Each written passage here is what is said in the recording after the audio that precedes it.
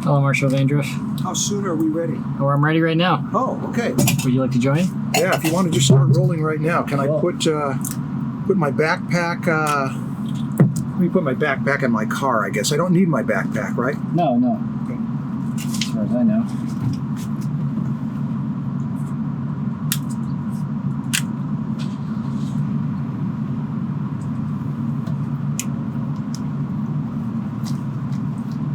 Hello, test. Testing the audio.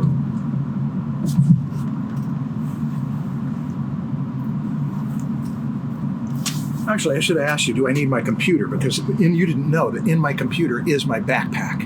Oh, no, I don't think you. No, I don't think so. Unless you have some important thing on your computer that might come up during the podcast. Are you recording? I am. Okay. Everything is going. So I always have to tell people that, I mean, you gave me one of these cameras. I have to keep checking them every 20 minutes or so. Because they shut off? Because they shut off every 20 minutes. Why? Because they're old cameras. Well, and there's a tax on certain video cameras to where, in order to get past the tax, they don't count as video cameras if they record for less than 20 minutes. Or life is so wrong. It is strange. I think it's literally just as simple as changing some software. But and you should think that just changing some software fix everything for a guy of your age. Yeah. And well, wait. I'm lazy. That's the determining factor in why it's so difficult to record with cameras. So you're confessing it to the world. Yeah, I am lazy for sure. I'm proud of how lazy I am. And it's honestly part of the presentation of this podcast is that it is kind of sketchy. Oh, that's right. Exactly. Sorry. Yeah. This as well. I was trying to get a rhythm, but I can't. Yeah. Hey, there's a kid over there. You can't move the cameras, can you? No, I can't. I can get Charlie to drive the van around. Yeah, that'd be interesting. I'm brewing coffee. If you could see it, it's secondhand coffee. I've already drunk the cup because we just did a podcast upstairs. I did a Draftsman podcast with Stan Prokopenko, and we had Christian as a guest, and I drank momentarily the first fruits of this coffee, and now it's being run through there again. Maybe I shouldn't admit that publicly, but it's the only coffee I have, and this is my second cup in a day, which has not happened in something like 12 years. Is there any particular... Really? Seriously? Yeah, seriously. Wow, crazy. I never drink 2 cups a day anymore. Wow, crazy. But you know why I'm drinking 2 cups a day? Because you're tired. No, I'm not tired. I'm wired. Wow. It's because I'm doing a podcast with you, and I figure the more amped up I am, the better. That's great. I'm honored. And I don't mean to be pulling away to check my phone. I'm not checking my phone. I'm making sure that my phone, it's not connected to Wi-Fi. It's not going to interrupt us. We are in safe territory, relatively speaking. Gosh, I'm looking around your home here. This is my home. Yeah. It's strange. I've been driving around for 4 months. Well, I guess, would you like to introduce yourself? Oh, I'm Marshall Vandruff. This is Marshall Vandruff. I'm sure everyone who watches my podcast knows who you are, but I have 550 subscribers now. 550 subscribers. And since the Draftsman podcast has so many subscribers, and I'm always nervous. Yeah. I'm not nervous right now. That's great. That's great news. That means I can be myself. You can be yourself.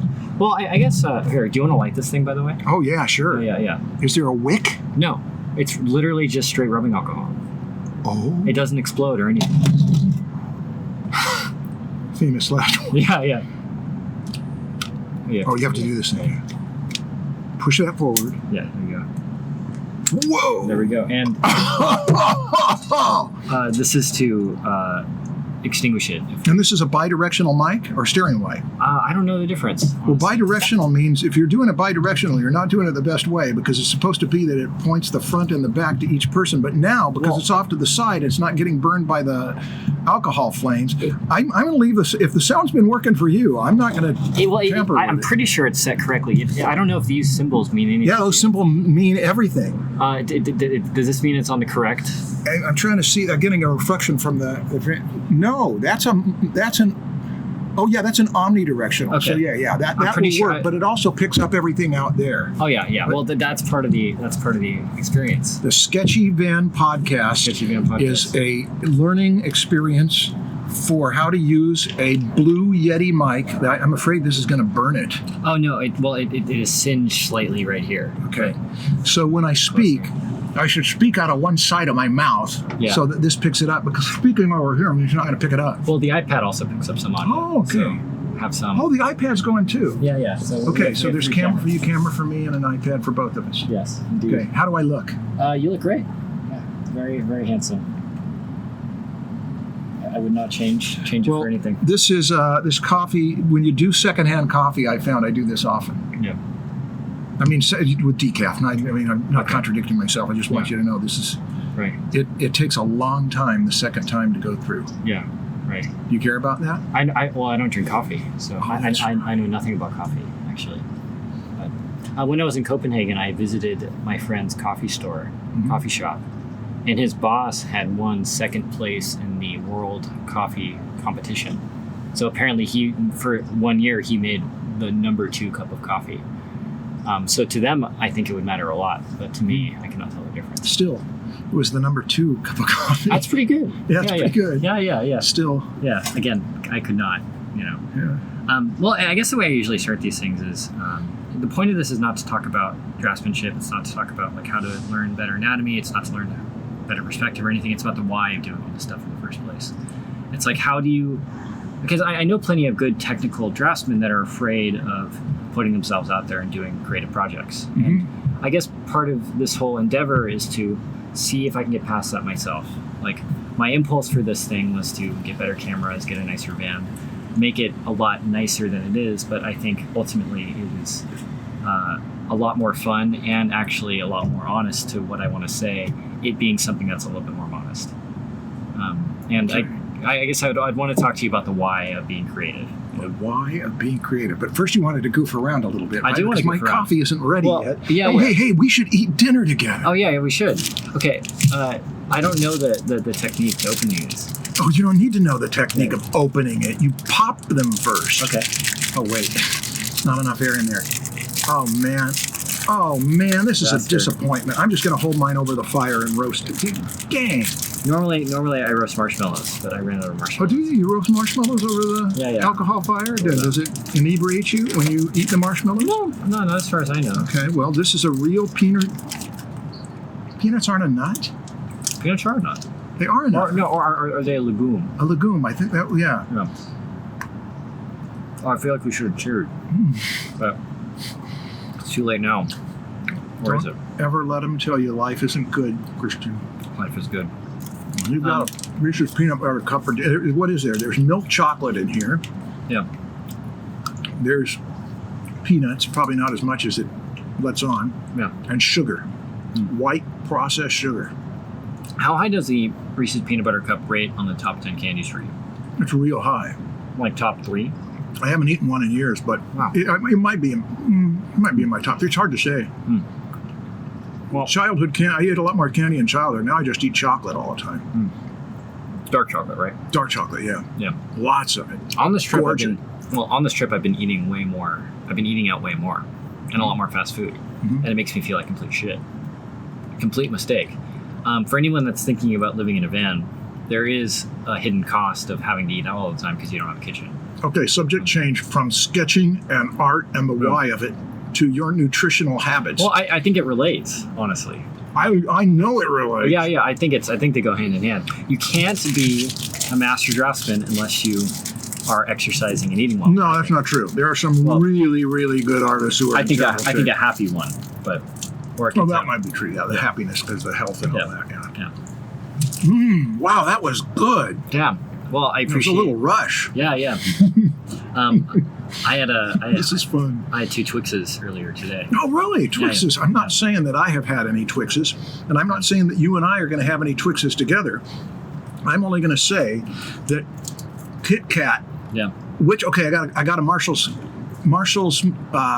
magnificent questions for you. Nice. If you had a lifetime supply of Kit Kats or a lifetime supply of Twixes,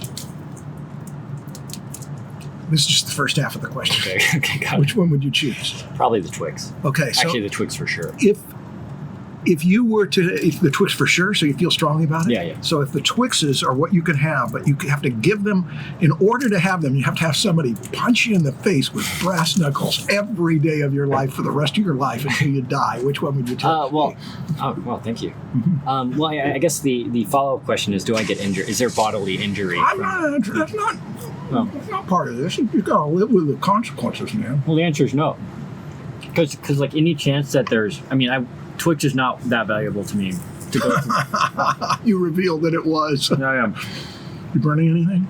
I think something fell into the fire briefly. Yeah, I think so. And I'm afraid that your microphone's diaphragm, maybe we should move this in. Okay. Yeah. I'm good. It's Part of going the to be danger of it. cooked. If this suddenly starts going, the Twixes, I'm here, we're going to die in it. We know that's why. Do you want to know where I got this microphone from? I'm going to guess you got it from Proco? No. You got it from me? I got it from Idaho. Oh, really? I have a couple of those. Actually, one of them's Proco's. They're a great microphone. Alvin Vasilka. I don't know if you know him. He's a fine art painter. There are a few of his paintings in the same studio. Yeah. Yeah. Did you know Alvin Vasilka? No, I don't know him. Oh, well, he's a Western painter. And I was visiting him. He was on my podcast. That's right. I didn't know that. Traded him a Zoom mic for one of these things. Really? Yeah. These are worth more. Oh, but not a lot more. I don't know. Those are $120. 170. Well, and plus the. Well, that's a Zoom H1. Yeah. Yeah. I'm not sure who got the better deal. This is technical talk. Yeah. Which is part of the actual execution of things. Oh, the Zoom H1, and I just bought a Zoom H4N and a Zoom P4. Oh yeah, life with Zooms and Yetis. Is this recording the perspective course? Part of it, but no, the Zoom mics aren't really as good as the. But we don't want to get off on mics now. Yeah. Okay, I'm ready now to get serious. Cool. Well, I appreciate you doing this, Marshall. It's very nice of you. I've been looking forward to this for a long time. You're one of the the champions of the Sketchy Van podcast. You gave me one of these cameras, or I guess long-term. Long-term loan. Yeah. There we go. I just you should probably check them to make sure they're all running. Because we got 20 minutes now. Yeah. Well, I guess maybe is it okay to let this thing leak out on the floorboard, or should I put it on the ground? I don't care. You can do whatever you want. I think there's only a little bit. Yeah. Again, I'll put it down here, and it'll leak out on the floorboard as if it was a rainy day and it was raining coffee. Well, I guess you can't see, but these floor or these wall things, they're rain stained. They're a mess. Yeah, because there's a slight leak in here, so it gets messed up. That's great to know that the house is already such a mess that I can let the coffee drain out onto the floor. Yeah, well, for anyone that's curious about doing a van life, I got this van for $3,700, and it has taken me all around the country. Oh, it has been a good investment. You just got back from doing a circuit of how many miles? I think about 12,000 miles. 12,000 miles. And then at one point you stopped up there in the Northeast and you flew over to the European... Yeah, I flew to Croatia and then took trains around Europe for about a month. Went to Slovenia and Austria and Germany and then up to Copenhagen. Well, your life is more interesting than mine because I have essentially stayed home during that entire time, and the only adventures I did was I came down here to the Proco studio 3 times, and that was a big deal to me. The thing that I've been, I've been so many places at this point. I've been all around. I've been to most states. I've been, I guess, all around Europe, and I guess it's amazing to me. Everywhere I go, I find people living extremely meaningful lives in like a 2 or 3 mile diameter. It's like you can find an incredible amount of meaning just based on, the small area that you surround yourself in. I think again, to me, that's strange. It's like, I think that for me, my impulse was to go and try and find the better place, like, is a place better than San Diego? And the answer I found is that they're all the same. And it's just a matter of you choosing one place and having, I guess, finding things that can keep you in that one place long enough, It's like you don't have to go that far to go on some grand adventure, This makes me think of both N.C. Wyeth and Andrew Wyeth, both of whom you know about because you went to the N.C. Wyeth Brandywine Museum, if I recall. I sure did. And you sent me pictures. Yeah. And NC didn't want to travel Yeah. because he said there were plenty of places around him that were so interesting that was enough for him. Yeah. And Andrew, his son, had an attitude of, if you just look at anything, just look at it long enough, and it becomes interesting. Yeah, well, again, I think it's there's that quote from Paradise Lost that you can make a heaven of hell and a hell of heaven, or heaven of hell and heaven of hell. You get the idea. Yeah. But it's like, it's strange to me that there are these people that can find an entire lifetime of meaning in just sitting in their studio and painting pictures, And to me, I felt like I would go and travel to different places and I would be around the same things, but I would like you can go and have the same exact experience whether you're in Croatia or in Southern California. There's like a Target equivalent in Croatia, or there's like a Target equivalent in Miami or wherever, but it's like you can travel thousands of miles and essentially go to the same places, or not, or you can travel 2 miles and go to a completely different place. Yeah. It's like I have never gone into a coffee shop and really struck up a conversation with a stranger, which is something that I could do anywhere in the world, and that might be a greater adventure than driving across the entire country. In a sense, like it's actually might be scarier in some ways. Yeah, for a person who's not used to doing that. Yeah. So one thing I'm getting is that on a 12,000 mile trip, plus across the Atlantic, it's the within 2 to 3 mile radius of those people there and the things that are there, that if you focus on that, you've got this macro traveling thing going on, and you got this micro, hey, this strange place is familiar. Yeah, well, it's I think fundamentally the only thing we're limited by is our vision. Like, what do we see when we walk down the street? And that's completely just dependent on, like, that's you. That's not the world at all. Like, I think I've been telling people as I'd be in the Grand Canyon, and I enjoyed the Grand Canyon while I was there, but there would be times when I'd just be sitting on my phone, not enjoying the Grand Canyon. And at that point, it's like the Grand Canyon is like one of the most beautiful places on the planet, right? And instead of enjoying it, I would be watching YouTube videos or just, messing around doing absolutely nothing. Again, it's not like and I think that's everywhere, honestly. Like, everywhere is beautiful. Everywhere has some amazing thing to offer. And the thing that limits people is not the place at all. I think it's them and their mindset. Yeah. Well, I think so too. I don't know who it was who said it. It might have been Emerson, but I don't know that. Yeah. Who said every cubic inch of space is a miracle. And with that attitude, William Blake was the one who said that to see a world in a grain of sand and eternity in an hour. It's like in a grain of sand in a flower, in a heaven in a wildflower. Just anything you take time to look at can be really amazing. Oh, yeah. These absolutely. flames, for example, are something I'm tempted to just zone out on, but I'm not going to because we're conversing. Yeah, well, again, it's like, I've been to so many places, I met so many people, and I can't help but value what I have in Southern California more, no matter how hard I try. Yeah. In a sense, I was like prepared to not come back. I mean, I would come back physically, but emotionally, I would be like always on the move to somewhere else, And I think living in that sense is somewhat of like, it's kind of like a nihilistic way of living in a sense, It's like I don't know. How do you mean? When you can just leave, then things actually just physically, they emotionally cannot get as deep as if you're going to be surrounded with people. No commitment to that place. No commitment, really, And again, I think it's like,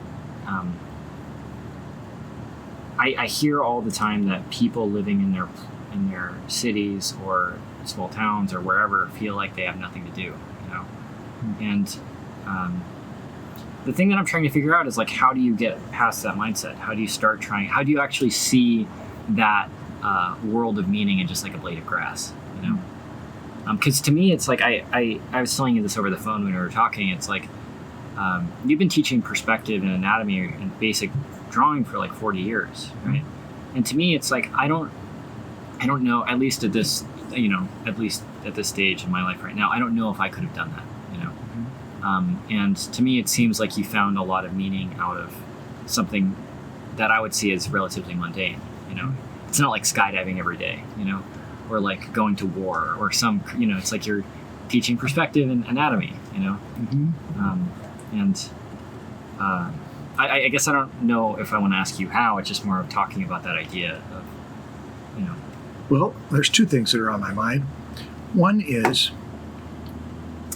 that when we are in the studio recording Draftsman, and you look at me and you go, to let me know to sit up, Marshall, you're slouching, which I appreciate. Sometimes if you don't have a mom right there, to have someone who plays the role of a mom, it's a good thing. And right now, I can't do that because if I sit up, it's just going to be pain. So that's one thing on my mind. But the other thing on my mind is likening teaching perspective to skydiving or going to war and making the observation how different they are, which in some ways, doing a perspective demo is really risky, I've found. It's really scary. Because you make one oversight with that thing and you keep going and then you say, oh, I made a mistake 7 steps ago, we got to start over. It gets humiliating. So yeah, that to me is almost as bad as skydiving or going to war. Well, I'm suburban. Well, and again, I mean, it's to, I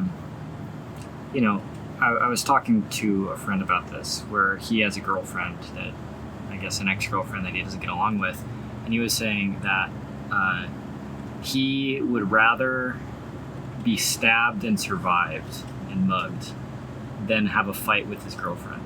He has more anxiety about the girlfriend than, and it's strange how, like, when you're doing a perspective demo, there's no chance of you being killed at all, but your brain creates this fight or flight, this life or death anxiety out of nothing. It's like, from a nihilistic sense, we're all going to die in the death of the universe, and in a million years it won't matter. But from like a practical sense, you can't help but decide that it matters.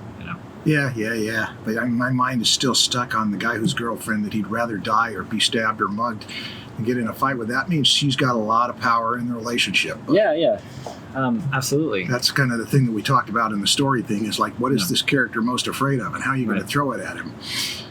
You need to check this camera? Oh, no, I have a screen so I can... Oh, okay. You can see that one, but you can't see this one. Yeah. So, And this is the one on me. Yeah, that's the one on you. So if it goes off, but you still got my voice. Yeah. Well, and I still have this. Yeah, you got that. Constantly double checking. Okay. I don't know. It's like, to me, I've been wanting to start my own stuff for a while. I've wanted to start my own YouTube channel. I wanted to, like, put myself out there, but there's been like a great fear. It's like I've been essentially homeless for 4 months, and being homeless for 4 months was less scary to me than putting myself on camera and putting myself out there. I think I'm not like a great draftsman, but I think I'm good enough at drawing to be able to share some ideas on it. Mm-hmm. But that fear of messing it up and comparing myself to guys like Stan and whoever else, again, is a greater cause for anxiety than, again, being homeless, sleeping in Walmart parking lots, sleeping in the middle of nowhere, being in places that are actually physically dangerous. It's like, I know where that comes from. It's like in a sense, but I don't know exactly where I'm going with this. But well, you're making me think of Crocodile Dundee. Do you know those movies? I know a little bit about Crocodile. Okay, well, I only know the first one, maybe the second one, and that was back when they were at the theater. And one person is used to the Australian outback or the jungles, and that's where he can survive. And another character, the woman in wherever it is, New York, I'm not sure which city it was. It was Los Angeles. Anyway, whatever city it was, she knew how to survive in the city. And so you've got the thing of one person teaching what you're most afraid of and that I know, and what the other person is most afraid of. Yeah. And okay, so yeah, you're putting yourself sleeping in parking lots is not a big deal to you. Putting yourself on the line on a YouTube podcast. Yeah. Or doing a demo publicly. Yeah, well, I mean, for context, we were just recording the Draftsman podcast, and I came in for a little segment at the end of the storytelling episode, and I don't think it went well. It didn't work. Yeah, it didn't go well. It might be the fact that it didn't go well is what Charlie and Stan are going to say. Yeah, keep this. Absolutely. Well, and I think it's in the past they would have said I would have been too afraid to actually do anything about it, but now I'm getting to a point where it's like, oh, I'm totally fine being embarrassed. I'm totally fine that being just something. If we do put it in and people say bad things about it, then it's like, okay,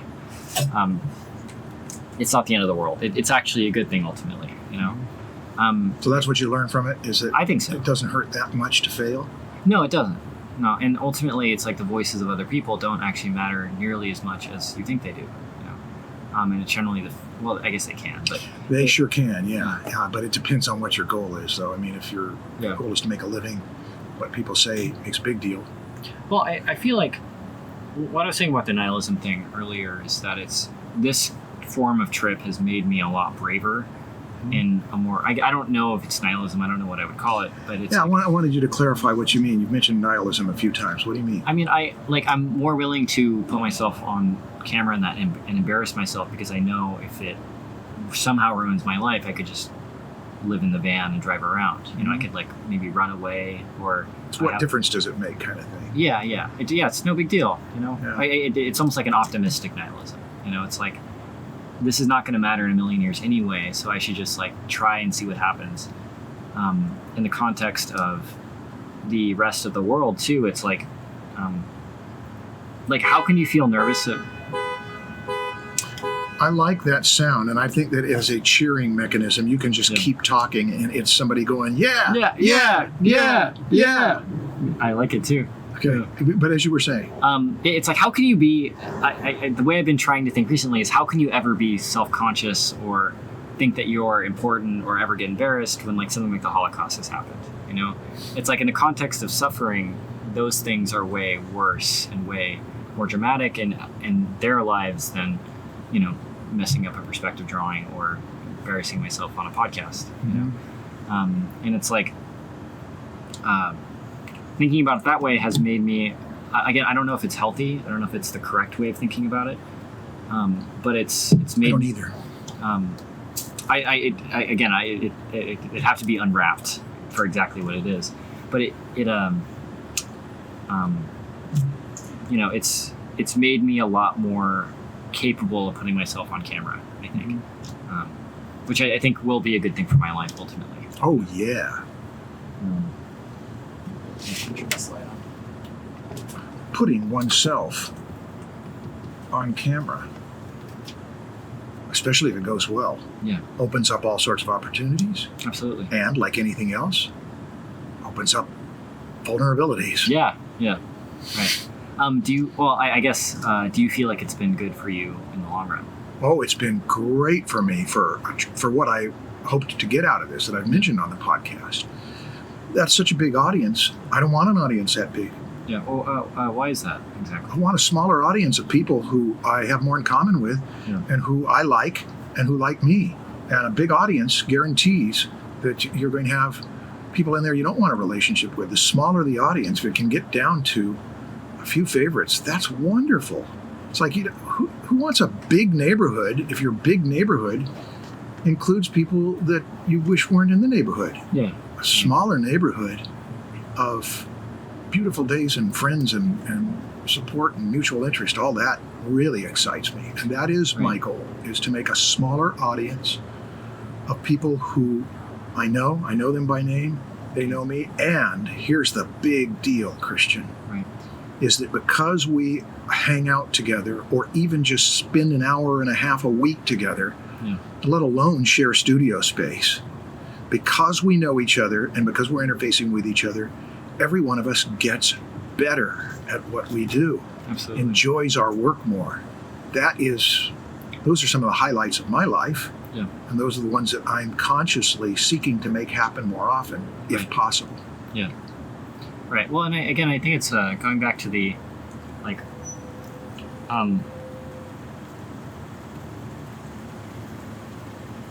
I think that the way that the, I guess, job and education systems are set up, I don't think it's conducive for those kind of environments that are ultimately in favor or catering towards the person's mental health and their unhappiness. I lost you in there. Say it again. I don't know if like something like, I'm trying to be careful with the way I word this because I don't want to, step on any toes, but well, you can always edit it out, so go ahead and be frank. Like a place like, for example, I don't think they, it's like a faux version of that, or like almost like a warped version of what that collaboration is supposed to be. That's right. Any school is. Yeah, right. Unless you're the one who allows the people into the school. But if you're in a school, there will always be people there who are bullies. Yeah. or there, for at least for any given amount of time, you might have a couple years where you get great groups, but if they are flowing through, there's going to be people who come in and bring in different energies. Absolutely. Well, and I think that there's I'm sure you could relate this to your classes, where it's like some classes are great, some classes are amazing, and others are very unpleasant to deal with. Maybe people aren't listening, maybe people are like heckling you during your lectures. But the enjoyment of the class is completely based on, it's not actually necessarily the subject itself, it's the context of the engagement of everyone involved. Yeah. And the most important thing is that every person really wants to be there. Yeah. They want to be there for the stated purpose. Some people want to be there, but it's not for the stated purpose. Yeah. When there's a clarity of what we're trying to do here, then that's when there's most likely to be harmony. You've got a true north to aim toward, and so you can say we're not aiming toward. You've got something to gauge it against. Yeah. We're being very abstract, but keep going though. Where do you want to go with this? I guess it's in relation to creating people's, like, our own version of that, right? Our own version of the perfect environment where everyone, like, there's enough money to support everyone and everyone is happy with their position. Everyone is doing the creative work that they want to do. And no one necessarily feels like they're wasting their time, And again, in the context of the school, I think it's like a pseudo version of it where you get a small version of what it's like to be in a studio. You get to try 3D modeling and painting and all that stuff. But you're only there for 4 years, and you're not actually working on any big, large projects that you can really put your name on. You're also paying tons of money to be there. And I guess in the context of like what it means for individuals, like, I don't think it is actually required for you to go to art school at all to be able to create that kind of environment. It's like if you live in the middle of Iowa and you are the only artist that you know of in the town, like, you can start an art, a drawing group once a week or something, or once a month, and create that environment, and just see where things go from there. And I've been doing these like little case studies from everyone I met around the country of like what separates people from like, somebody who's like living their own best version of their dreams versus somebody that's not. And to me, it's like generally like a healthy relationship with failure and a humility to let go of their projects, let go of the, I guess just doing the work, actually. That's probably a closer approximation of what I think it actually is. Just, when I look at Proko, for example, or Stan, it's like he started in his parents' house in a closet and then just went from there. I don't know if he necessarily had any other thing besides the camera and his ideas. Yeah. And that's it. Yeah, that's part of why I'm so impressed. Hey, this is a comment on the moment, but have you considered putting the microphone, since it's an omnidirectional microphone, which means it's picking up all the sounds out there, putting it here, and that way, for whatever reason, the suction this way makes the flames go that way, and it would put it in a safer position, or is that dangerous? So I guess the shot of the iPad, this looks nicer right here. I gotcha. Okay. But when this runs out of fuel, we can move it around. Okay, maybe we'll move it just a little closer here. Because I tend to look this way to look at your audience. Yeah. And this way to speak. So again, maybe I could just really often do this and deflect the sound over there. Yeah. Sorry for the trouble. Again, talk into this cup. Yeah, it's a Sketchy Van podcast. That's right. Yeah. This is not one of those polished, not pretentious podcasts. No, not like the Draftsman podcast. It's also it's laziness as well. So okay, keep going. But yeah, no, it's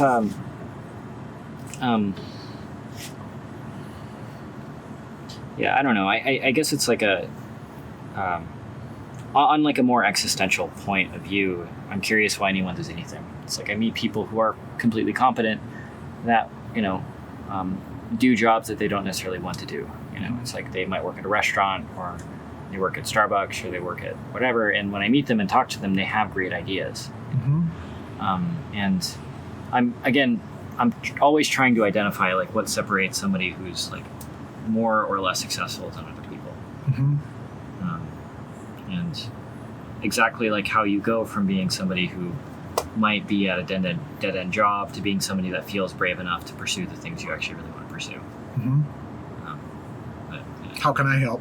Well, yeah, I guess just getting your thoughts, because Well, I can give you, before I give you my thoughts, I could give you my experience and my feeling about it. I wonder those things too, but there's just not any mystery left that concerns me, because somewhere in my 20s I started to see there's no question to me what makes one person achieve versus another. Yeah. And everybody who studied it agrees on a few things. So the harder thing is not what is it that makes one person live their dreams or find happiness or any of that. There's no mystery about that. The harder thing is, how do you do it yourself? yeah. And why is it that I'm not doing that well with it? And then the focus is not on how it's on how it's done, but what am I going to do? It puts it back on me. Well, and sorry for interrupting. That's pretty much all I have to say. And I'm not living my dream. And I mean, there's some parts I'm really happy. I'm really excited about things that are going on the last couple since this podcast started. Yeah. It's just so many wonderful things. And I've wanted to work from home all my life. And I used to work from home all my life. Yeah. And I'd go out once a week to teach at a college. Right. And then I'd go out twice a week to teach at a college. And then I'd go out 5 and 6 and 7 and 8 times a week to teach at colleges and corporations and that kind of thing. Right. And it was enjoyable, but it was a million miles away from what I wanted, which is to live in one place that I like and practically never leave it. And then when the lockdown happened, it was given to me. Yeah. And so I'm really, really glad that I get to teach from a place that I don't like to leave. And I'm like N.C. Wyeth, Right. or Stanley Kubrick, or J. Paul Getty, but without the money and the talent and the productivity. Well, but again, I'm like them in that I love to stay in one place. I think they would have chosen the freedom over the productivity or the money or the fame or any of that kind of stuff. They would have chosen the lifestyle over any, Maybe. I don't know. I think if they didn't, they'd be wrong, Yeah. Well, I did not choose the lifestyle when I had opportunities to teach at so many different places. I just got to teach at all sorts of places they look great on the resume, and it's nice to have done it, and they made an influence in the world. But right now, it's hard to get me to leave my studio. Yeah. And I came down here, and this is like the big pilgrimage of the last year and a half now. Yeah. But that's me, and all I'm telling you is that it's not a mystery to me how people achieve. Well, I think it's like pursuing their actual genuine interests as well. It's like you identifying that's something you want to do, and actually moving towards it is actually an important step to having the things you really want to have. It's like I don't think enough people necessarily think about how much money they want to make and where they want to live. A lot of it is just like, I want the job. It's like once I'm a concept artist on Star Wars, or once I'm a lead animator, or once I'm a director, or whatever, it's like then I will be happy. I will have the life I really want to live. So while you went on this trip, you said something about Southern California. Your attitude changed towards Southern California? I think so. Again, it has a lot to do with that. You can find an incredible amount of meaning in a blade of grass. It's like everything that I want and have is in Southern California, and everything like that I'm capable of seeing right now is, can be seen in Southern California. I'm limited by my vision. I can't. I'm actually not somebody who can go on hikes every day, or go skydiving every day, or go scuba diving. It's like that's just not necessarily who I am. So have you come to any, not conclusion, but any inclination to who you are? Yeah, absolutely. I have a lot better of an idea of who I am. Tell us. Well, I guess just the act of going and seeing more things has allowed me to see more, just in general. It's like I have seen that there is a universal problem. Everyone struggles with anxiety. No one is immune to suffering. No matter how rich or famous you are, it's like whether you're a famous movie star or homeless or worth $5 billion, there's like everyone is anxious about their boyfriends or girlfriends or jobs or, how good their art is or, their stutter or whoever, like whatever else. You could just go down the list of all the things. And if they aren't anxious about it, they will be. Yeah. Or they were. Right. Well, yeah, and it's coming for them at some point. And there's also the fact that mortality really does exist. Yeah. There's, so you want to talk about death? Well, in a sense, but it's like there's so many people, right? It's like I think it's. I used to think that everything that I cared about was really special, like it was really important, which I think it is important for me, but for the rest of the world, it's not, and you can go anywhere in the world and just find people who don't care at all about the things you really care about, which I think is actually a really healthy and important thing to do because you take that thing that you worship, whether it's art or religion or whatever else, and you realize it's it's not the most important thing in the world. There are people that survive completely without it. So it almost becomes more of your choice to actually pursue it after you realize that. It becomes more of who you are versus something that's just been thrust upon you without your free will. I understand that, but there's two things here. One is, that's a stage that recognizing what I care about is not the most important thing in the world to other people. Yeah. The second thing is this is pretty abstract and vague.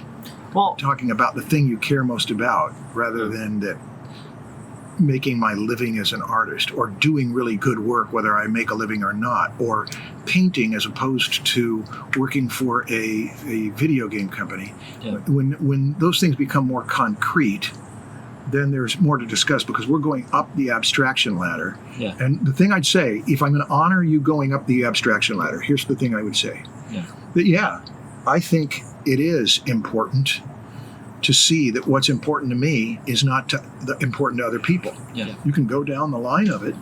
Tunnel vision is in some ways bad. Right. The best example, or the common an example that's important to a lot of people is how Norman Rockwell's not a good dad. Yeah. But if he had been a good dad, you think that he would have done what he did? And some people say, yeah, he could have. And I say, maybe he could have, maybe he couldn't. Hey, there's a good dad. Yeah. Hi, Stan. Stan is the principal. That is, that's the right word. P-A-L, Principal. Founder and the main guy of the Proco Studios. There he is. See, he's lost. It's a character counterpoint. This guy, this is his territory. This is his building, and look, he's wandering around as if he does not know where he is. Is that a little pepper cookie? Yeah. Nice. A what? You look nervous. Are you still nervous? No, I'm not nervous. I'm just as calm and natural. Oh. I'm completely myself right now. I got a call from the HOA that you guys need to stop the fire. Oh, really? No, Really? I'm just kidding. Oh. I could totally see that. It could happen. Well, it's about to go out anyways. So. All right. Yeah. And also, it might be the thing that's going to make this. Oh, sorry. Might be the thing that's going to make this omnidirectional microphone. He's got it in an omnidirectional mode. Uh-huh. It might be the thing that's going to make the diaphragm fry. But before it fries, Really? Is it hot? well, when the this flames is hot, go like don't touch that, this, by the way. before it fries, what a cool sound Mm-hmm. to know that this is documentation of someone who fried their mic, Yeah. and it's the real thing. It's pretty cool, I guess. Yeah, it is. It's just an attitude. You gotta have an attitude of thinking that's It's cool. amazing. Yeah. We've converted you. What did I interrupt? We're talking about No, it's intense. abstract. We're talking about God. Yeah, I And the figured meaning you of would go to life. something like Yeah. We were talking about tunnel vision of an achiever who sets aside other things in life to do that thing, and how that might not be good, but that a lot of achievers have done that. And I use Norman Rockwell again. I never met the man, but his parent or his kids, one of his sons, made the statement that he was not an attentive dad, and they didn't have family dinners and all the other stuff because of dad's career. So that's what we were talking about. I actually got into Pros an and argument with cons of Stan succession. before I left about Norman Rockwell. Oh, yeah, really? I'm interested. What did I say? Tell Well, I was like, Shoot. I I'm don't scared. want to study Norman Rockwell because he was a bad father. You said that? I did. Did Yeah. you really? Which I think I'm wrong to a degree, but I also think there's a sliver of truth in it, where it's like, I think if you study that kind of stuff and get to that level, there is that risk of, like, I don't Becoming think, a bad father. yeah, exactly, right? No, dude. No, but it's like, I don't think you can be a great artist in that way without sacrificing a large There's a amount. solution. Yeah. Don't have children. Yeah. Yeah. That is a real solution. Some Yeah. people do not have children because they know that will Right. be in competition with the other thing. Right. Well, and I think MC Wyeth is a good example of the positive version of that. I know, I know his life is stressful, but he had a few kids, and he did have, to what I can see, like a pretty happy family life. But did he have any other weaknesses? Yeah. So, are you sure you want to study him? Because you might, It's painting. pick up on some of. I think weaknesses. he's not as. Again, he might disagree with me, but I don't think he's as technically proficient as. No, other weaknesses in his personal life. Like, did he sin in any other way? I have no idea. Yeah. Really. Yes, he did. I know he definitely did. Yeah. So, are you sure you want to inherit some of that? You want to study anybody? I think that's the price of being a person in general, is that you Right. have to make sacrifices and you have to move down a particular direction. It's like no matter who you are, you're going to make mistakes and you're going to do things that make people dislike you. Mhm. But it's totally worth the act of going out and doing things. It's like that's like the hero's journey stuff. It's like just by the act of you going and trying to slay the dragon in The Hobbit, you're gonna I don't know, meet some dwarves and they're gonna pick on you or something. Okay. So how come you don't want to study Norman Rockwell? Well, I've You're not even a come father. full circle. I'm like, oh, maybe it's like Study Beatrix Potter. She didn't have children. She had, I think she might have had nieces or nephews. She had kids in her life that she told stories to, but she never had the responsibility of being a mom. Right. And look what she did. Yeah. I don't know anything about Beatrix Potter. Oh, well, she wrote some of the greatest and illustrated some of the greatest children's book stories of the last 100 and some years. Yeah. And she did a lot of other things too. Right. And she didn't have kids. And she did not have kids, yeah. Yeah. Right. Well, and again, that's a sacrifice to being a great artist. I think is that in order to that is like a reasonable thing to decide not to do if you want to do great art. It's not to have kids. Now, Stan is kind of putting some questions to you that you might doesn't be answer weaseling questions. out of. He doesn't answer What was the question? Not going to study. I will say yes or no to whatever the question is. Well, do you want to inherit? Did you just turn it off? No, it just died. Oh, okay. But this is recording, so you can continue the question. Oh, that thing. Yeah. Where's the audio? Oh, yeah, right here. Okay. Omnidirectional too. It's just as sensitive to you as it is to Christian. That's amazing. I'm a little closer, so Okay, that's Not anymore. should we sing? 3 of us sing into the omnidirectional? No, okay. What were my questions? So, like, why study anybody if you're Like, just going so to pick up on their sins? Something about Norman Rockwell. I You think know. maybe you shouldn't. Is that why you're not? Yeah, it was you. You were starting to put a little tension in here. Yeah. I've you been know. easy on Christian so far. Yeah. Yeah. Got to make these But now we're fun, right? ganging up on him. Yeah. yeah, you have to pick on me. Of course. The thing I've been telling people is that now that I've gone on this trip, I now believe in God. Really? But you Yeah, I did. see, Is that but big of he a change? doesn't. He doesn't. He says it because he's Christian, right? Not Christian like Christianity, but he is Christian. Yeah. He does these things. He says things that make him sound like he's different in some way. And then what He he'll does do is things to establish stand that out. and then yank it away 6 months later and say, now I'm an Not atheist. necessarily. He'll just forget it. He'll stop saying it at some point because it gets boring. And keeping us all on our toes about where you are in your religious Well, I convictions. guess a better statement would be I have a better idea what God is now that I've gone on this trip than I did before. Do you want to elaborate? I feel like Stan will tear it Yeah, apart. Stan is Stan will waiting just to shit on pounce me. here. Yeah, I'm just you're that little you're a morsel. fraud. Yeah, you're a piece of shit. Are you? What? I didn't say that. Well, essentially, I mean, you're just gonna say Well, something else. you are the You're one. gonna say you're a piece of You shit. are the one who challenges him to a physical fight. Yeah, that is true. He is the one who is exactly. challenging you to a philosophical fight. Well, I guess Am I wrong though? First of all, no. Well, yes. in that Yes you're and no. saying it just to kind of like Oh, in it's a a sense, fun thing to say right now. in a sense, yes. Okay. You're partially correct. All right. Yeah, you're a little bit correct. All right. Cool. But I think I am. I think I am actually serious to a degree when I say that. Okay. You know, Were you an atheist before? I was. I don't know if I lived like God exists. You know, which is, I think. An agnostic, maybe then? I think it was closer to atheism than agnosticism. I would say I was agnostic or spiritual, but it wasn't real. Like, and I don't even know if it's real now. But it's like it's strange to me that I can go and live in a van for 4 months and find an incredible amount of meaning and things to do, and just like essentially being anywhere and everywhere. Sorry, I should leave. Well, okay. or just doing the things you want to do, like the things we were talking about before. It's like, The God of my imagination. God is doing the of things you want to do. pantheism and no, well, is Norman Rockwell's life a net positive or a net negative? I don't know. How's that related? Well, I think that's like he's obviously sinned in his life. He did bad Yeah. things, but it's like, was it like? I think that's everybody's life. No one's life is a net. Like, it's not 100% positive or 100% negative. can't be. It's like just by the nature of you going out and doing things, you're going to hurt yourself and other people. You know. Yeah. And when I look at Norman Rockwell, it's like I really admire his work. Everyone does. You know, it's hard not to. You know. And it's like, and I think a nihilistic way of being, like, looking at that stuff is like, oh, I should just not do anything, because if I do anything, I'm going to become like, I'm going to hurt my kids, I'm going to hurt my wife, I'm going to hurt whoever, you know, which I think is actually just inevitable by being a person, you know. And again, to like actually unpack that is pretty difficult, but you know. Yeah, I don't really want to go there because it's an endless conversation. Yeah. And we had a conversation about that, separating the art from the artist. You enjoyed it. I did. Yeah. You didn't. Well, what do we get out of it? You know, it's Fun where did we get? We got some enjoyment of bringing up the topic.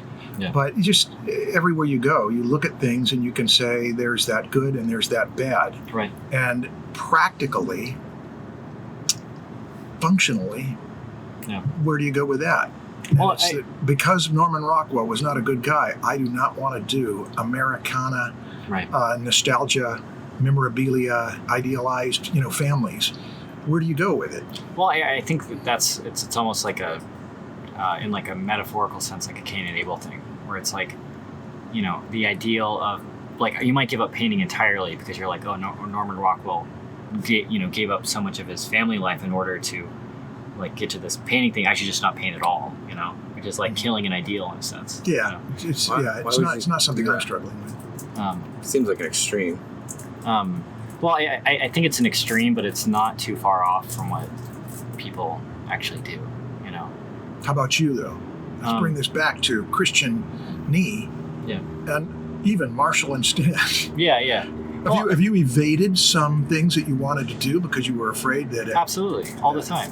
I mean, I think that's everybody's life. You know, it's like I would like to make my own YouTube videos. I'd like to be able to like make my own businesses, and I think the only thing that's ever limiting me is not my ideas at all. I think I have good ideas. It's like the lack of wanting to try or the fear of failure. You know. And yet here you are, doing the Sketchy Van podcast. Yeah. And I think just the act of doing this is like my first step into trying to do, things beyond, like something beyond myself, It's like going into the unknown and the scary parts of my own personality. It's worked out so far-ish. Well, I'm leaning back and making myself more comfortable. Yeah. Okay. What are you doing? I'm gonna leave you guys. You've got a couple of people in your life who are small, and another person kids. Closer to your size, who are Closer. important to you. Closer, yes. Yeah, well, closer than Quinn and Cooper, sure. Yeah. And therefore, for him to be contributing to and investing in a podcast, which they're going to say, "Where were you?" Oh, I was talking philosophy with Marshall and Stan on the Sketchy Van podcast. I was hanging out with my friends in a van. I'm outside of the van actually. Yeah. You're not technically in it yet. Yeah. Yeah. One day. But We don't want to detain you. it's cool. Okay, see ya. Okay, well. Bye guys, have fun. How far into it are you? Let's see. We're about 1 hour and 7 minutes. Oh, wow. 1 hour We're and that 7 deeply into Yeah, it. that's crazy. How Wow. long do you usually go for? Like usually like an hour and a half or so, but it feels like we haven't even. I mean, Did you Okay, decide let's get it anything started. good yet? Yeah, Let's get started. Yeah. I mean, Let's the get longest started. one has been 3 hours, so it's All right, Yeah. cool. Bye, okay. Good seeing you, Stan. Nice down. Yeah. That's Stan Prokopenko, the Principal, P-A-L, Principal Mr. Proko himself. of the Proko Empire and Art Instruction Empire. You probably know about it. I don't think they do. You know, I think it's Proko is not that well known. You know, almost no one knows about it. There are a number of people who know about you because of yeah, I guess so. Okay, where are we?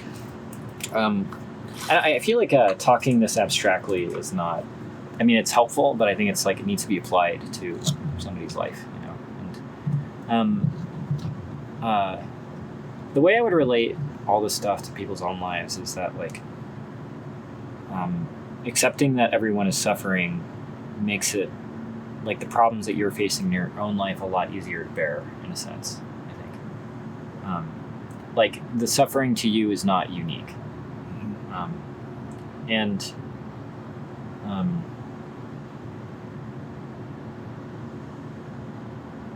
I guess it's like I think everyone in their lives has the justification to be super depressed and Be super what? depressed, you know, or to be sad or not to work or not to actually like, you know, take and do the thing that they're supposed to go and do, you know. And we were talking about how this stuff isn't necessarily like I don't know. I don't want to say helpful, but it's like how do you go from being somebody who's super depressed to actually like getting yourself out of that rut? And I think a lot of it has to do with going and trying a bunch of things. I'm not really sure I'm going with this, but I think when you're young, that is it. Yeah. And it might be also when you're old. yeah, But there comes a point where if you're going to go from depressed to happy, Yeah. it's that you found some things that you say this. yeah, right. Well, and I guess it's almost like giving yourself permission to go and do it. You know, I don't know if there's at any point. It's more at you. Again, like I think we were talking about before, how everyone has an incredible amount of like. There's so many things that you could pursue. Like you could pursue bull riding, or being an electrician, or a plumber, or a lawyer, or an artist, or a musician, or like you could go down the list of infinite things to do. And no matter what you do, you're going to be incompetent at something else. Like if you're really good at drawing perspective, you're probably not that good at painting in oils. Or if you're good at art in general, you might not be that good at math or skiing or something. You know. And I think that is not a reason to feel insecure. I think that's a reason to like feel really excited about the world in general. It's like there's no matter what you do, you're going to be incompetent at something, which means you'll always have something to do if you have the right mindset for it. You know, I think it's a lot better of a perspective to have than like, oh man, I'm not that good of an artist, so I shouldn't. You know, I'm bummed out about that. You know. But this must be something that's on your mind, because this is not something that's ever on my mind anymore. Well, I think it's I think it's on my mind because I see it so common among people that I meet. It's like there's like an insecurity about the choices that people make in their own lives. You know, it's like, am I making the right choice? Is this job that I'm doing the right thing to be doing, or is this relationship? Yeah, and I don't think I think about that stuff as much in my life either. But I think that in particular insecurity is one of the like great destroyers of people's souls. You know. That's people, though. And, Yeah. And bring this around to us. Bring this around to our conversation. I don't know. I feel like I've been in a dark place in my past, and I've been able to get out of it by like just pursuing the things that I really like doing. You know, it's like I met you because I went to a career boot camp that you were teaching at the Art Institute in Orange County. How to get hired in the arts. Yeah, and the only reason I went to that is because I liked to draw a lot.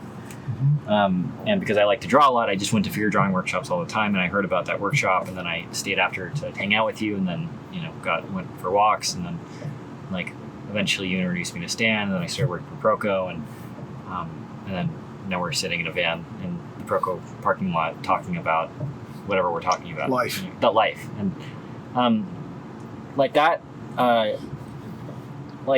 read the comments to the Draftsman episode that I was on sometimes. And there is a sentiment that, and again, I think it's correct in a certain perspective, that I am super privileged and entitled to. You are? Yeah. And I think that's true, but it's also not the only reason I think I'm going to be successful. I think that's actually a small percentage of the reason why I think I'm going to be successful. I think that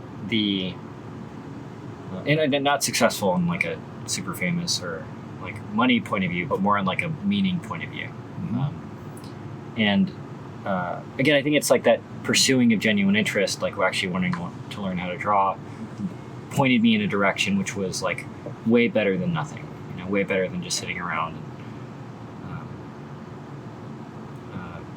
I guess just following what I thought was the status quo, going to college, not, taking gen ed classes to get an associate's degree, to transfer to Cal State Fullerton, to get a illustration degree, to get a job at Cartoon Network or something. To me, it seems like the path that I've taken is the path that I regret way less than, because you traveled in a van, because you're doing stuff that is against the normal pattern of a suburbanite in California. I think so. Yeah. Do you think people simplifying their lives makes their lives better? People planning their lives? Simplifying their lives. I think it does, yeah, but it's not for everybody. Yeah. I love the idea of simplifying my life. When I first saw that there were books with titles like Simplifying Your Life and The Power of Simplicity and Simplicity. Oh, yeah. Hasn't happened. Yeah. Do you have any, arguments for simplification of somebody's life? No, because to some people, their lives are so simple, they need to complicate them. Yeah. And, how about you? Do you feel like you've simplified your life down pretty simple? I wouldn't recommend it, actually. There's a price to pay for it. It's like not having a bathroom is quite uncomfortable. I can see how it would be. Yeah. And I think I've realized the hidden cost of living in a van as well. It's there is a mental health cost and a value cost to, living hyper efficient. So you watched the movie Nomadland. Yeah. And you didn't like the effect it had on you? It was No, I didn't. I thought that movie was more of a running away of problems, or it just didn't feel correct to me. It didn't feel like a confront. It felt like a lack of confrontation in somebody's life. In her life, in Fern's life. Yeah. I mean, I watched that movie and I saw a lot of people. There are a lot of people in the movie that it's I was a successful lawyer, but then I was waiting for retirement, and then my best friend at the company died, and he told me to go and spend all my money just seeing the world and traveling. Yeah. And for some reason, that feels kind of unsatisfying to me. It's I've asked every person who I've known that's seen it how they felt about it, and it's amazing the variety of responses. Yeah. One is the fear of homelessness, because everybody who's renting in California is aware that they could be homeless soon. Yeah. And then others who will say the opposite and say, just reminds me of how little you need to live on. So those are two opposite responses. One is negative. Yeah. One is fearful, one is hopeful. Yeah. I thought it was an excellent film. Yeah. I thought it was well done, for sure. But it just didn't, it's not what you thought. When I was watching it, I was thinking about you right from early on. Yeah, I was wondering whether you'd seen it or not. I have the same exact van as well. Oh, really? Yeah, same exact model and I guess style and everything. And, I don't have the stuff on the roof, but yeah, it's same exact living space.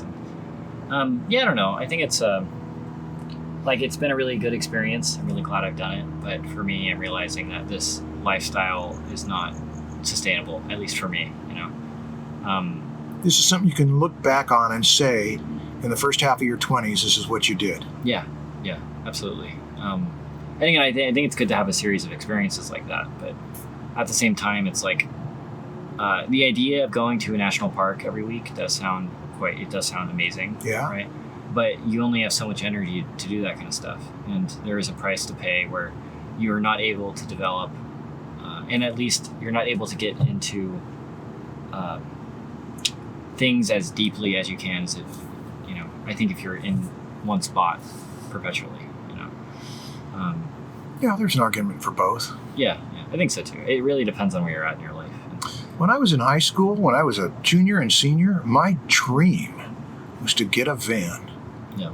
And I told everybody around me, I'm going to get a van when I get out of high school, and I'm going to travel the U.S. Yeah. I don't know where it came from. I hadn't seen a movie.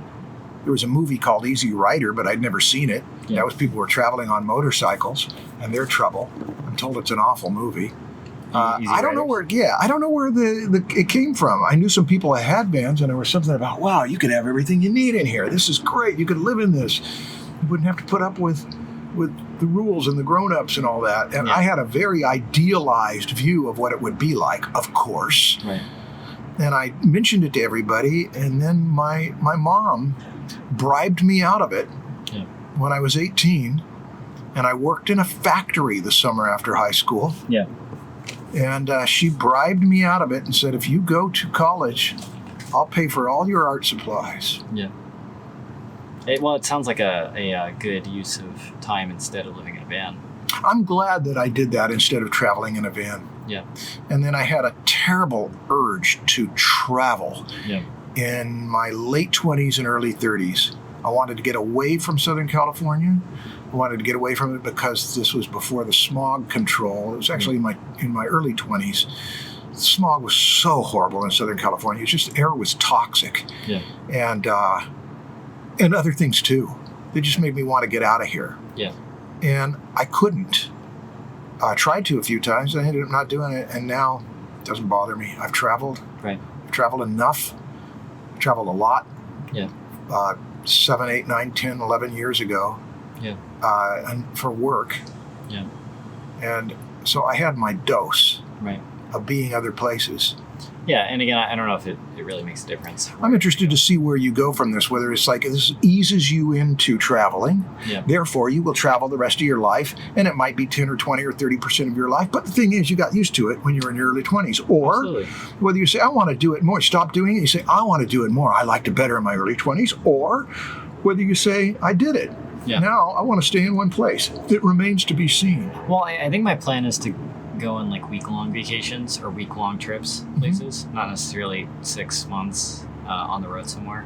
Mm-hmm. I think that this wasn't. It was like a thing I couldn't stop thinking about. It was like something possessed me, and I had to do this thing. Which I think is, again, it's important to have those things in your life that you go and do. But I think that bug to go and do great adventures has left me for the time being. Mm-hmm. Like I want to go to Europe. I want to go travel more around Asia. I would like to go to Yosemite again and rock climb and whitewater raft and stuff. But I also want to come back and sleep in a bed and have a shower and have books and a TV and stuff. Yeah. A kitchen. The accoutrements of stability. 21st century life. And Yeah. Absolutely. Yeah, I don't know. Again, it's like you could think of things idealized, but when you, I would go around and I would see my friends who are living a path that I could live, which is just like they have their partner and they have their dog and they have their apartment and maybe they have kids or something. And in the past, I've looked at that as like maybe in a sense like a waste of time or like a like shackles to a life that. Like, oh, you could be doing so much more all the time, but I think that was like an egotistical way of looking at it, or like a naive, maybe. It's like I don't know. It's like a like looking at one's better or worse than the other for everyone versus just for the individual. No, we're not supposed to do that. Yeah. What else? You once told me that the thing that you want most is to be able to do your best work. That's like the thing that's most important to you. Do you want to elaborate exactly on what that means? Let me think. I know how awful I feel when I do bad work. And I know that's a fault itself, because you got to do bad work before you can do good work. Yeah. But I do know that that is a deep internal compulsion. Yeah. Is that the idea of how much better you could have done really bugs me. And when I do good work, there is a feeling of, it may be wrong to feel this way, but I feel like when I do good work, God loves me. Yeah. There's something flawed in that. That means if you don't do good work, God can't stand you. Right. It's there's a flaw in it. Yeah. But it doesn't change the fact that when I do good work, I feel like the universe is in harmony. I'm in harmony with the most important things, that I'm fulfilling what I was born to do. Right. And when I'm not doing that, I'm frustrated. Do you wish you didn't think that way? A little bit, but not much. Because, have you ever heard the thing that I can't stand broccoli? Yeah. And I'm glad I can't stand broccoli, because if I could, I'd eat broccoli and I'd hate that. Yeah. And that's what I've got going. I love broccoli, by the way. Yeah. But that's the thing, is if I was okay with that, I'd be happy with shoddy work. Yeah. And I'd hate that. No, but you'd actually be happy with it. No, don't sign me up for that. Yeah. Not to make the comparison, but I'm going to make the comparison. You would have a much better time if you just didn't care about other people's feelings. And if you did more damage to other people, you'd make more money and you'd just do better. Say, gosh, I'd like to do that.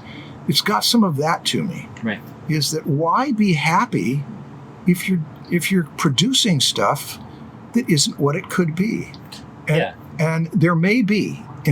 John Cleese said this in an interview, that he did his better work when he was younger because he was so emotionally imbalanced. He was so angry and not in a good personal state. Right. And that when he got into therapy, he got into a better personal state and did less good work. Yeah. Now, I may be oversimplifying what he said, but he said that he far preferred. He said that he would rather be healthy and happy and doing less good work than the other way. Right. And I remember thinking, oh, man, that's a tough one. Yeah. That's like Jack Benny's famous line of a person mugging him, saying, your money or your life. Right. There's a long pause. He said, I'm thinking. Yeah. Yeah, but that's me.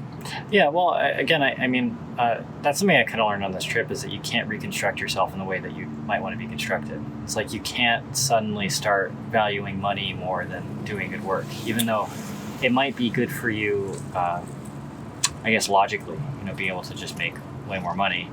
But that impulse to do the best that you can in the way that you define the best that you can is something you actually can't help. Yeah, actually, I could help it. You can help those things. We can help those things by practicing them. And that's part of what I did a lot of in my midlife, is to do a whole bunch of lousy drawings and live with them. I couldn't do lousy drawings because I was so afraid of I couldn't do free drawings because I was too afraid of them being bad. So you just got to do a whole bunch of lousy ones, get them out of the way, and then you're okay with that. And that was healthy for me. And it has yet to be seen that I will do better drawings. I think I know I've done some really pleasing drawings to me because they were absolutely fearless. Yeah. But it's 1 out of 100. Yeah. Or 1 out of several hundred. Yeah. And that bugs me. Right. But I'm not a professional artist anymore either. Yeah. So it can't bug me too much. Right. But again, this is, we can change our values. We can change our values by exercising the other thing. In that book that was so important to me, Till We Have Faces, the main character, Orual, has has to fight to the death with a man. Yeah. And her trainer has her kill a pig first. Right. She never killed a person before. Yeah.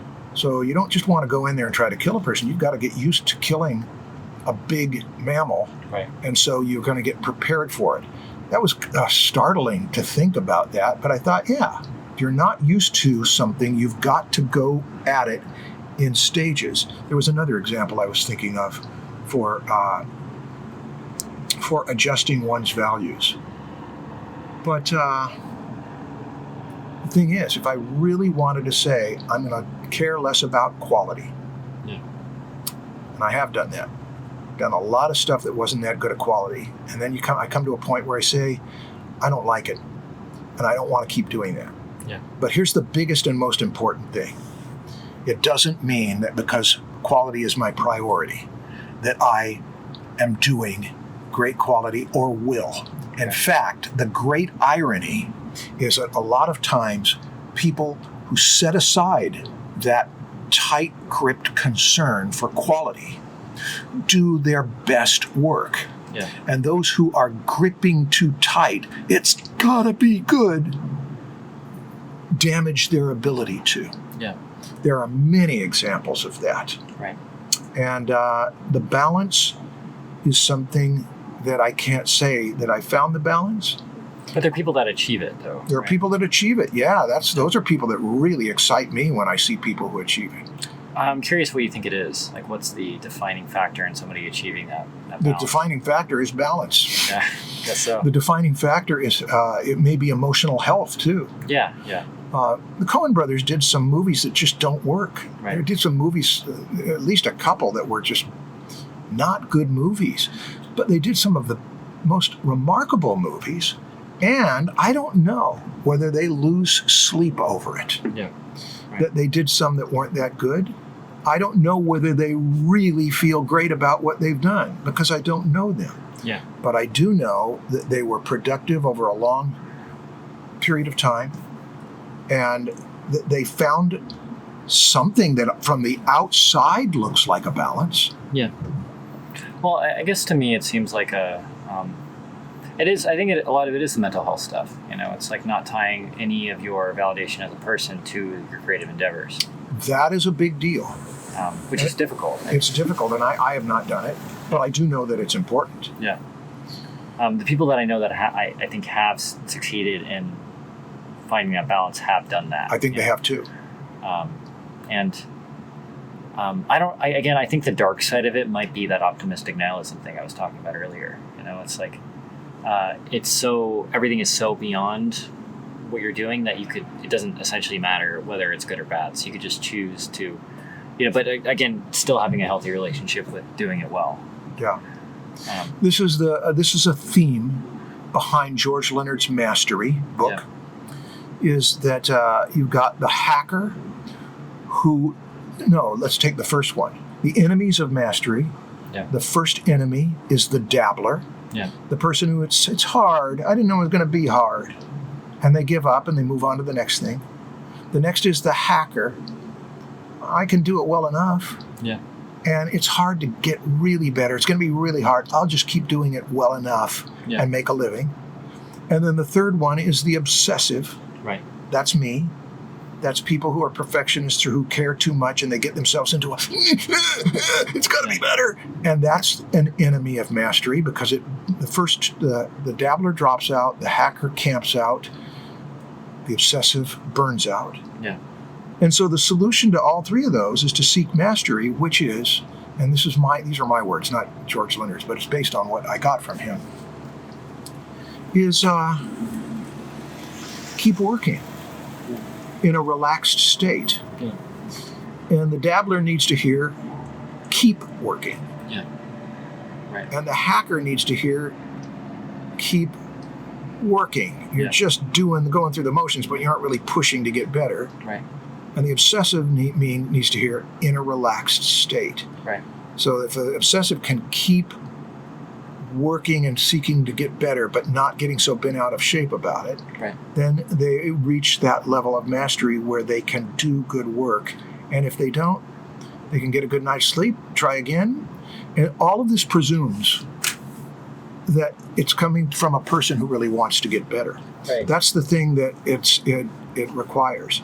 There is no way you can keep someone else from being a dabbler Right. or a hacker or an obsessive. The only person who can overcome those is the person dealing with the problem by saying, I really want to get past my obsessive compulsion, perfectionism, dropping out of things too quickly, not caring about doing it well. Right. But those three enemies of mastery, I think, are well observed, and that's why that book, I think, is so valuable. Yeah. For anybody. Yeah. The only person that book is not valuable for is someone who's already reached mastery in a balanced state. They don't need it. They've already got it. Yeah, they're not going to be reading those kind of books. Yeah. Well, yeah, I'm curious. Do you think that kind of, I think one of the paths to identifying or solving that problem is identifying where it comes from in general in the first place. Like, do you think that lack of being able to achieve mastery comes from nature or nurture? Oh, it's got to come from both. You can see family patterns Right. where people weren't even raised in that family. They just happen to be related to someone by blood, and they never met them in person, and they've got similar traits. And then you can see people coming out of the same family who have all similar traits, even if it was an adopted. You've got all options there, so it's nature and nurture. But why is that important, though? Because if it's nature, there's still some potential for overcoming it, and if it's nurture, there's still some potential for overcoming it. Well, I guess part of the reason that I can say that I believe in God is that I think no matter what the card hand that you're dealt, what you have to do actually just doesn't change. You have to confront your fears. And I think Say that again, you have to what? Like, no matter what you do, no matter what hand you're dealt, you have to do the same thing as everyone else. Like, even if you're a master artist who has achieved mastery, that's not a permanent state. That's like a state of mind almost, I think that mastery is something that can disappear from people's lives if they're not careful, if they start prioritizing the wrong things. Mm-hmm. And I'm sure you can think of examples of people like that. It's like some great director who married somebody and then suddenly was unable to achieve the level of work that they had beforehand, Or friends, or myself. Yeah. I can think of how that happens. Yeah. Just because we are in a state of balance or mastery at one stage doesn't mean we'll be that way a year or two from now. Things can throw you off. Absolutely. Well, we can throw ourselves off. Well, I think it's always being aware of your faults and where you can fail. And I think no one has the exact set of circumstances to achieve to achieve perfect mastery. I don't think that actually exists. I think everyone is flawed. And maybe it gets kind of closer than other people. I mean, it definitely gets closer than other people. But I think a big part of all this stuff is, again, in like a. Did I pull your microphone out? No, I think you're good. Oops, all right, let me get my feet. Now we're safe. Still plugged in? Oh yeah, it's still plugged in. At least the act of drawing, or I guess making a piece of art, doesn't change if you're a master or a complete beginner. Like the actual act of putting down a stroke on a painting, and once you can fall in love with the process of painting and not thinking about the likes or the money you can make from the image that you're creating, I think that's the second achieving mastery becomes a lot more likely. Maybe, but I'm losing context. Okay. Yeah. Sorry about that. Yeah. Is there anything specific that, where am I losing you exactly? If you want to find where you're losing me exactly, go back 2 thoughts. Because I got lost 2 thoughts ago. Well, I think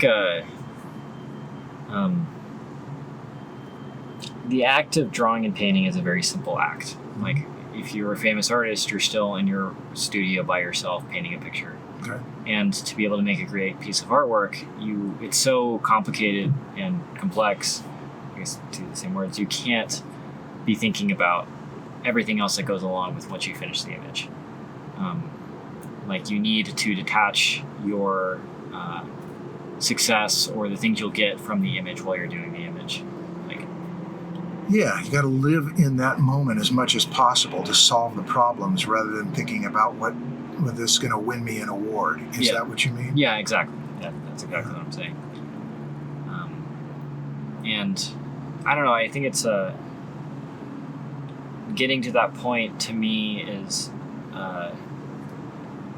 a greater version of like I think that's the actual path to mastery is falling in love again, like removing yourself as much from the process as you possibly can. You know, it's almost like not taking credit for the image that you're creating.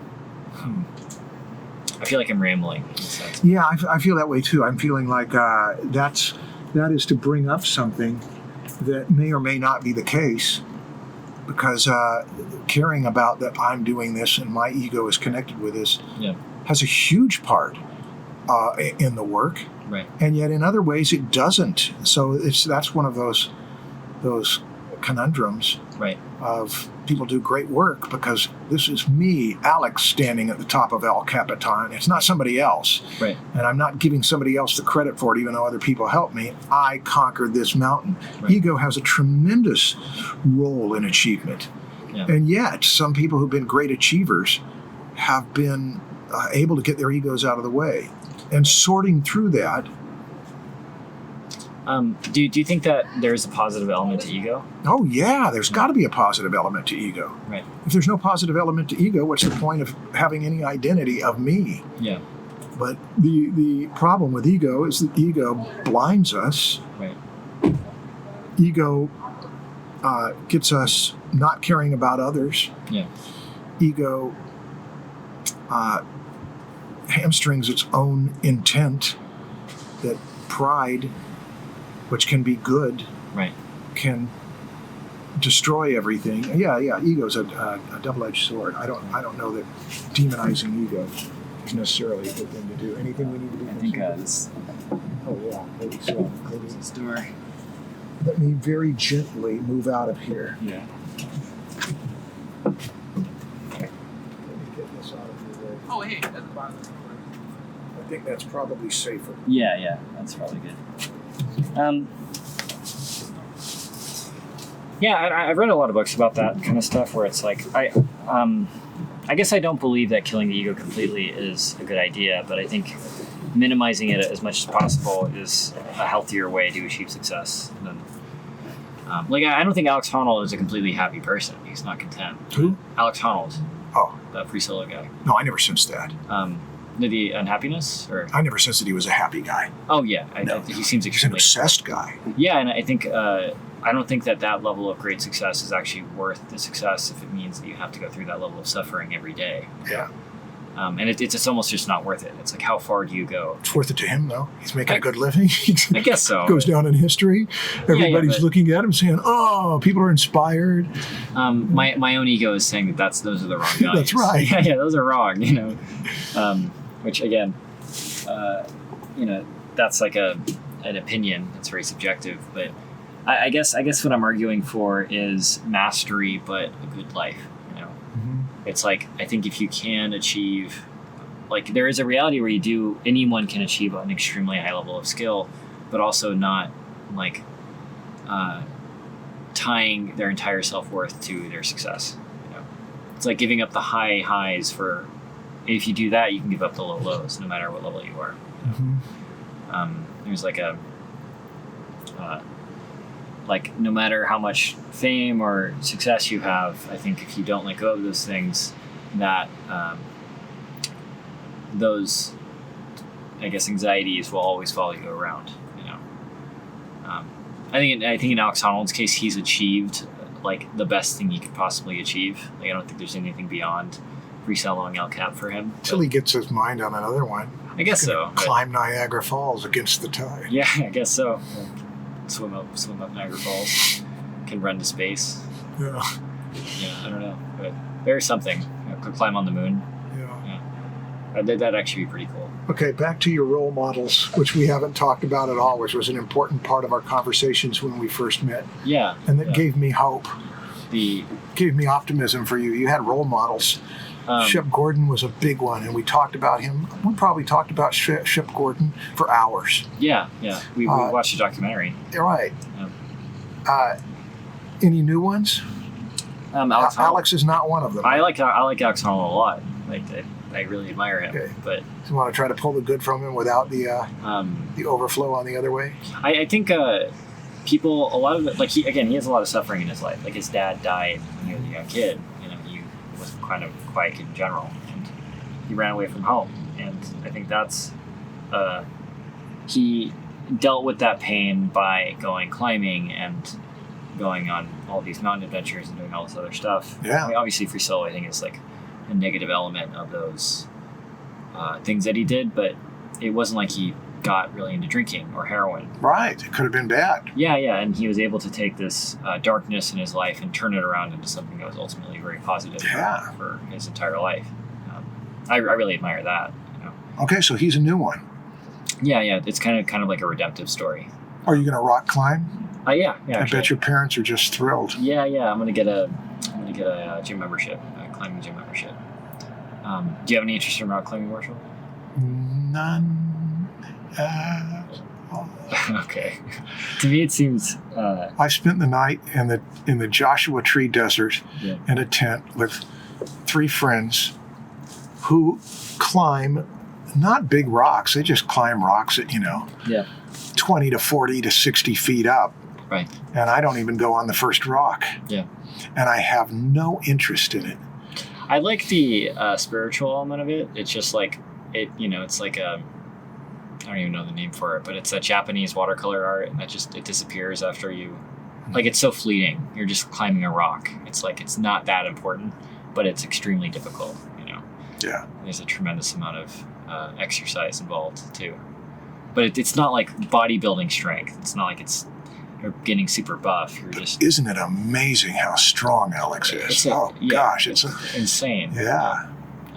I mean, it's like you're essentially just doing pull-up after pull-up for hours, relying completely on your those are strength. really functional muscles. Yeah.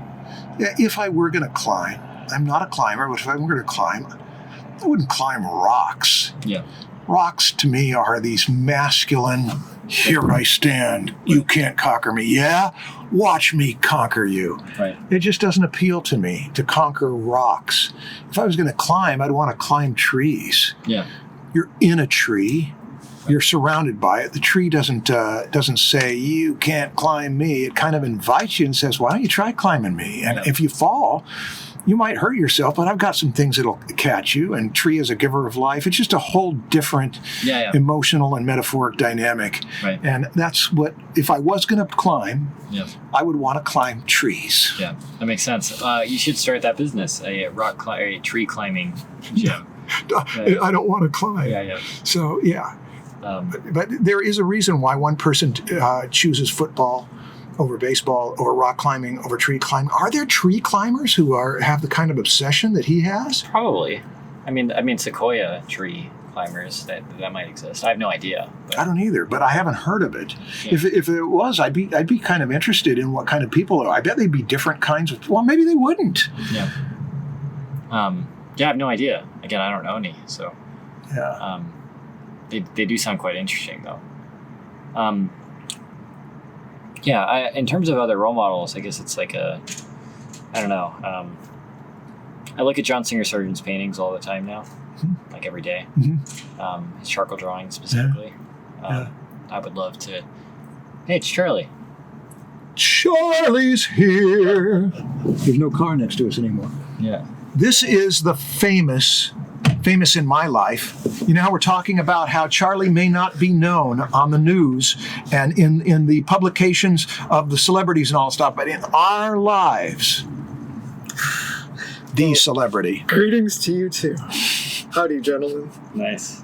How's it going? How's the convo going? It's good. We're talking about our role models. How are we doing so far? Good. I don't know how long we've been doing. Do you like Brian Froud? I do like Brian Froud. Is he one of your role models, or?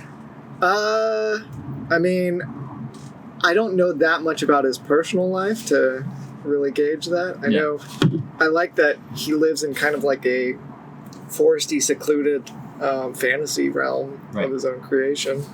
Yeah. And I love his work, but that's the extent that I know about him. Do you have any role models that you'd be willing to share on this podcast? I'd have to think about it. Yeah. I'm trying to think of somebody that everyone shares as a role model. Arnold Schwarzenegger. Arnold. Not me. What about Rembrandt? I don't know anything about Rembrandt's personal life. Fair enough. His personal life was sad, No, it's disappointing. but what a great artist. His art was great. Oh Very gosh, famous. gets better and better the more you look at it. Yeah. I haven't spent much time looking at Rembrandt's paintings. I only Sargent, actually, for the past 2 years. It's been only John Singer Sargent. Sargent is much more flamboyant, much more show-offy, much more adept, or his skill is evident. Rembrandt doesn't care that you see his skill because he's only concerned with the subject matter. But that is not to say that Sargent didn't do some of the greatest portraitists ever. I think he was maybe the second or third greatest portraitist ever. This is my opinion. Yeah. It's just that when you look at it, you're more dazzled by his paint technique. People are typically not dazzled by Rembrandt's paint technique. Yeah. They're kind of put off by it. I just wanted to make a brief cameo. Goodbye. It's good seeing you, Charlie. Good to see you. Charlie will be a guest on my podcast at some point in the future. Yeah. Charlie put me at ease today because we recorded a podcast that I didn't feel good about, but he was there afterwards to say, don't worry. And it just... Hey, I said there was a lot of good content. After it's done editing, this is going to be a good episode. And I mean that. It took the burden off. I'm going to sleep well tonight because he took away the burden and he will do the work to make it less bad, maybe even good. I've got a Great. D&D session to run today. Oh, yeah, you do. That's right. Enjoy. 6:30. Cool. Okay. It's Godspeed. 7:30. but- 7:30. Okay, yeah, do well. Hope you enjoy it. And thank you for It'll be everything. good. Okay. See you next time. See you, man. You do not know how much I appreciate. If you were to ask me in my life, who is my role model? I don't know if Charlie's my role model, but Charlie is one of the people that I am more grateful for than almost anyone else I can think of for the last 2.5 years. Yeah, he is the editor of the Grassman podcast. Yeah, he will be for the next few weeks, and then we'll renegotiate the relationship and see if there's a way to, a year or two from now, get to a less precarious position. Do you have any interest in continuing to do podcasts? In what? Continuing to do podcasts? No, not video podcasts, no. Do I mean, but like I mean, just like no low pressure public conversations in general. No, and the reason why is that you make no money from them. Yeah. This has just been, I mean, it's done me well because it's brought me students. Yeah. But I charge my students for my classes, I charge as cheap as any teacher on the internet that I know of teaching what I teach, and I'm working very hard to make it so that that hour and a half they spend with me a week is well invested. Right. And I don't care if I'm known as the cheap teacher. Among my students, I hope to be known as the teacher who honors their time if they spend that hour and a half with me. And I really want to do that. Yeah. And that's different from a podcast. It means that you pay $5 or $10 per podcast, but Right. it's going to be more focused on these students and this topic at hand. Right. So yeah, podcast, I'd do a podcast again, maybe, Right. but it's not on my mind. You know, podcasts are television. Yeah. And Proco courses, which I'm supposed to be working on and I haven't gotten done because I've been so involved in television and emotionally involved in the television of this podcast that I'm not doing the movie Yeah. or recording the album where you can do multiple takes and you can make it good. This is a big deal with me. Right. I had a chance to get into television a couple times, and when I saw what the lifestyle was like, because I was raised around 2 primetime television writers who were our babysitters, and I knew what television was like. And I saw it again when I was in my 20s, and I thought, I don't want to be in that profession. It's like with journalism, it's like what I sensed with people who were in comics. Yeah. With Image Comics, is that the grind of you've got to be always on it, always on it. Everybody's looking at it, everybody's critical. It can never be as good as it might be because you need more time. I just can't stand that anymore. Yeah. So classes for me, not podcasts. Right. And then if I can make enough money with courses that are pre-recorded, then maybe maybe a podcast, and maybe a podcast with multiple guests. Where every week it's a little different because someone else is bringing something to it, and you're interviewing them. Right. You know what my desired podcast is, don't you? I have an idea. Oh, it was. I mentioned it on our announcement of the end of Draftsman. Yeah. It's to read 10 books a year. Yeah. Me to read 10 books a year, and to be allied with 3 other people who will read 10 books a year. Yeah. And so 10 months out of the year, every week, one person reports to the other 3 and an audience. So that way I have 1 whole month to read this book. Right. And to get prepared to give an hour and a half report on that book. Right. And that way, the person who will never read the book, doesn't want to read the book, but is interested in the topic, is going to have from me the best boiling down I can give.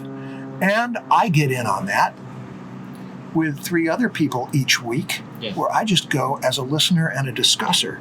Right. That would interest me.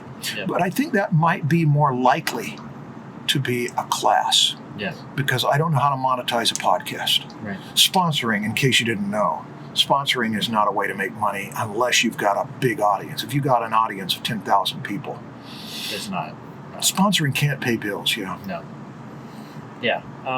Well, I mean, I'm pursuing this endeavor as just a creative. It's like a fun thing to do, and sponsoring can pay bills. Yeah. With an audience of 1,000 people. Yeah. If those 1,000 people are so well, I hate to use the word targeted. Yeah. But if you've got 1,000 people living out of their van, and you've got a sponsor who is specifically wanting to pitch their wares to people who will live out of their van, and they get 100 people who will spend that $1,000 to live out of their van. Right. You get the idea. Absolutely. You can make more money with a small audience of advertising, but it's not been that way with us at all. Yeah. And I don't know a way to do that. Yeah. Yeah. I mean, I think the whole monetizing of, again, it sounds weird talking this way, but monetizing an audience is very difficult to do. Yeah. And but Christian, wasn't that supposed to be your job? Monetizing an audience? Wasn't it part of your job is to look at how things could be turned into money-making ventures? Am I just imagining that? I guess it is, but it's also it's in the context of long format conversations. I think the way you do it is having a lot of followers on a podcast, or you make a book and sell it. So I think those are the only, like an audiobook on Audible or something. Mm-hmm. I think that those are the only ways that I can tell you can really monetize long format conversations, or I guess lectures, in-person lectures, but that's a lot more of a headache than doing an audiobook. Yeah, the way Modern Day James does it is he does a free live stream. Yeah. And then he has Patreon people that he edits down the best of the free live stream and gives them that as a way to make it better for them. Yeah. They've got a record of it. They've got the best of it. Right. They pay a little money. It adds up. If you've got an audience of just a few hundred or 1,000, then that means you can make a living. That all interests me, but my mind is not going to how to run a business right now. Yeah. I am running my business by teaching 1 day a week for an hour and a half, and it has been really good. A lot of work because it's a new infrastructure. Yeah. But I'm really, really glad about that. So that's where I'm going after the podcast is 1 day a week to teach. Yeah. Right. Well, and I think it sounds like it's going to be a good change of pace for you. It sounds like something you're actually very excited to do. Yeah, it's not really a change of pace because I'm already doing it. I've been doing it for a year and a half. I guess so. But it'll mean that the Draftsman podcast will not be a concern every week. And the other thing is the Draftsman podcasts, some of which are worth the time. Thanks to Charlie. I like them. I like the Draftsman podcast. I have a bunch of friends who listen to the Draftsman podcast, and they asked me about it. They saw that it was going to end.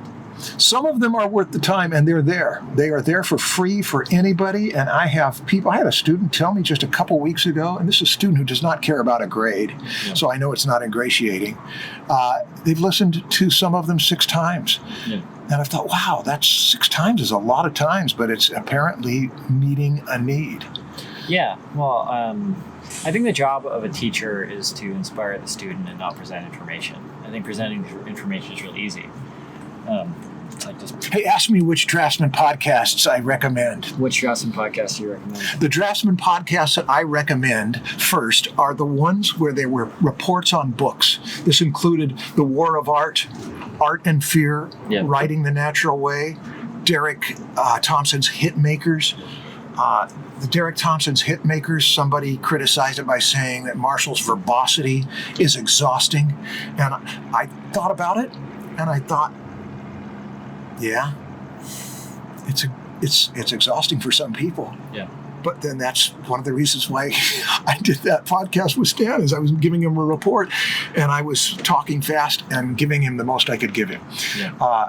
But those are ones that, if you want to know whether you want me as a teacher, just watch those few, and then you'll know whether now this guy's verbosity is exhausting, or yeah, I'd pay him $5, $10 to give me a report. Well, I think that the $5 that anyone would pay you to teach them is well worth anyone's time. Thank you. The whiteboard video did help me quite a bit. And that's $4. Yeah. Yeah, that's right. I'm pitching a project here.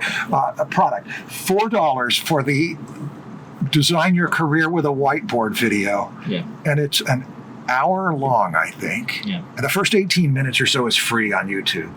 And if you, it's the best I have to offer on that topic. That if you're going to have a career in the arts and you want to do better, get a whiteboard, put it in your studio, Yeah. and put stuff on it, and start arranging it so that you can see the abstraction of your life in a concrete way.